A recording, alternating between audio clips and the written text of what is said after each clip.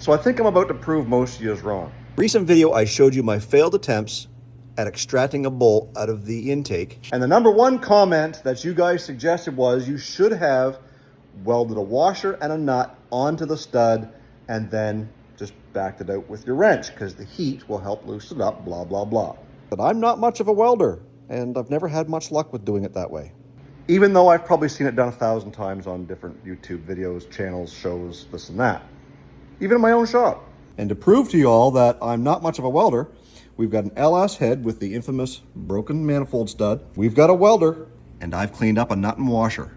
So we're gonna clean up around this stud so that the weld will stick to it, in theory.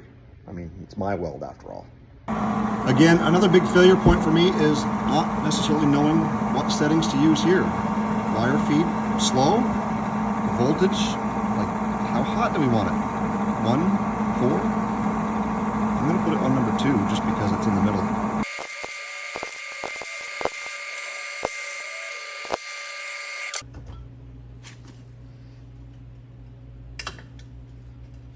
So take 2, we are going to crank up the voltage to number 3.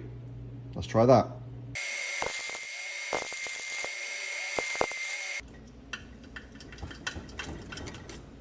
So I see what's happening here this time is the weld has attached itself to the stud, but not very well to the nut because the nut is just kind of wiggling in there. All right, so we've got it ground down flat so that the nut is just kind of spinning there freely.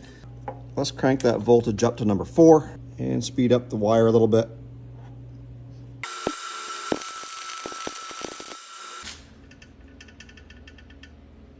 Oh. Nope.